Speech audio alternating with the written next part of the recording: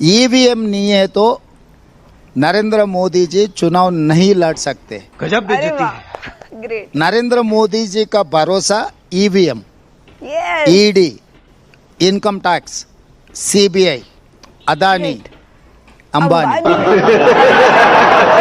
रजत शर्मा के बाद अब नंबर आया है नाविका कुमार का। जी हाँ, रेवंत रेड्डी जी ने गोदी मीडिया को इतनी बुरी तरह से इंसल्ट किया है कि नेक्स्ट टाइम तेलंगाना के चीफ मिनिस्टर को बुलाने की इनकी हिम्मत नहीं होगी। हे हाय हेलो नमस्ते जी, सत श्री अकाल, अस्सलाम वालेकुम। मैं निधि शर्मा इंडिया से। और अगर इंडिया गठबंधन पावर में आ गई तो इन सबके रंग भी बदल जाएंगे, जो कि बदलते हुए दिखाई दे रहे हैं। धीरे धीरे ये गोदी वाले पत्रकार बड़े बेबाक हो गए, आजाद मीडिया हो गया है। तो ये बड़ी निशानी है कि India alliance is winning. And Revanth Reddy ji में वो सारी क्वालिटीज हैं जो एक भाजपाई नेता में नहीं होती, जैसे कि ये पढ़े लिखे हैं, इंटेलेक्चुअल हैं, देश की पॉलिटिक्स को बड़ी सूझबूझ से समझते हैं, ना कि मोदी जी या योगी जी या तिवारी, मनोज तिवारी जी जैसे कि कुछ असली सवाल पूछ लो जिसमें विकास की बात हो रही हो या नारी की सुरक्षा की बात हो रही हो तो वैसे ही सिट्टी बिट्टी गुल हो जाती है। वी म्यूचुअली थिंक कि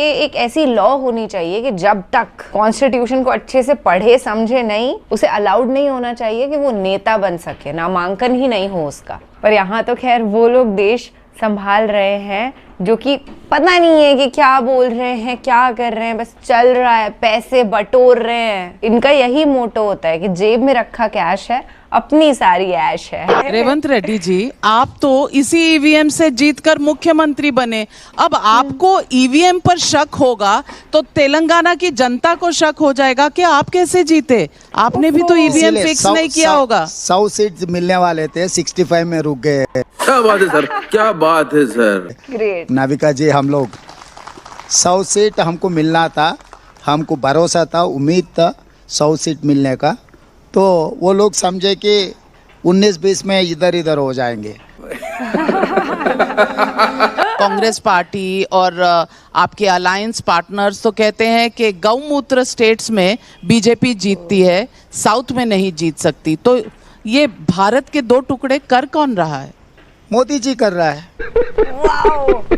नाविका, मुझे एक चीज़ समझ नहीं आती, जब तुम्हें इतना ही मोदी जी से प्रेम है तो एंकर बनकर पाखंड क्यों कर रही हो? नाविका, तुम सीधा बीजेपी ही ज्वाइन कर लो, क्यों पत्रकारिता का नाम खराब कर रही हो? नाविका, जो तुम कर रही हो वो पत्रकारिता नहीं, दलाली है। और नाविका आज भी दलाली करने में लगी पड़ी थी, पर आज सामने तेलंगाना के एजुकेटेड सीएम रेवंत रेड्डी थे। रेवंत रेड्डी जी ने दलाल नाविका के सभी फालतू सवालों के जवाब बड़ी सूझबूझ से दिए। वेंकैया नायडू जी यहीं से आते हैं और वेंकैया नायडू जी वाइस प्रेसिडेंट रहे हैं इस देश के, चेयरमैन ऑफ राज्यसभा रहे हैं, वो मिनिस्टर रहे हैं। रेवंत रेड्डी जी, आप कुछ थोड़े बहुत चीजें भूल क्यों जाते हैं। प्रेसिडेंट ऑफ इंडिया नहीं बनाए? वेंकैया नायडू को क्यों दिल्ली से हैदराबाद को भेज दिए? क्या गुनाह किया था? भारतीय जनता पार्टी का प्रधान कार्यदर्शी था, अध्यक्ष था। जब वेंकैया नायडू जी अध्यक्ष था तब वो नरेंद्र मोदी जी जनरल सेक्रेटरी था। तो वेंकैया नायडू को वॉलंटियर रिटायरमेंट क्यों दिए आप लोग? बात तो सही है। वो तो राजनीति छोड़ना नहीं चाह रहा था, क्यों वॉलंटियर रिटायरमेंट जबरदस्ती उनको वॉलंटियर तो रिटायरमेंट? चलिए मैं भी आपसे एक काउंटर सवाल पूछते हैं। आचार्य प्रमोद कृष्णम को क्यों निकाल दिए आप? क्योंकि वो अयोध्या राम मंदिर गए थे इसलिए निकाल दिए? राम मंदिर जाना कौन रोक सकता है? कोई भी जा सकता है। राम मंदिर का शिलान्यास ने कौन शुरुआत किए? राजीव गांधी जी ने, लेकिन 22 जनवरी नरेंद्र को तो मोदी जी बॉयकॉट तोड़ी किए। नहीं, नरेंद्र मोदी जी तोड़ी किए। राजीव गांधी जी ने शिलान्यास को परमिशन दिए, अलो किए थे। तो ये तो हिस्ट्री है, आपको भी पता है। बॉयकॉट क्यों किया प्राण प्रतिष्ठा को? अरे वो बीजेपी पॉलिटिकल इवेंट बना रहे, वो राम सबका बीजेपी से कोई भी नहीं था, खाली प्रधानमंत्री। अडवाणी जी को क्यों नहीं आने दिए? अडवाणी जी को क्यों लेकर नहीं गए? अडवाणी जी को क्यों नहीं आने दिए? मुरली मनोहर जोशी को क्यों नहीं आने दिए?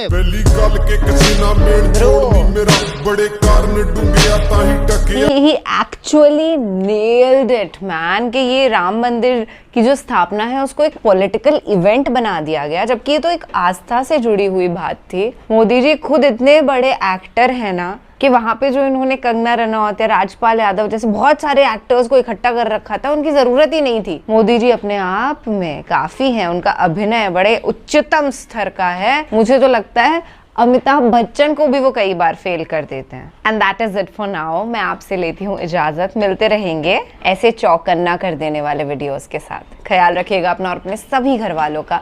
सच के साथ खड़े रहिएगा। सत्यमेव जयते। जय हिंद।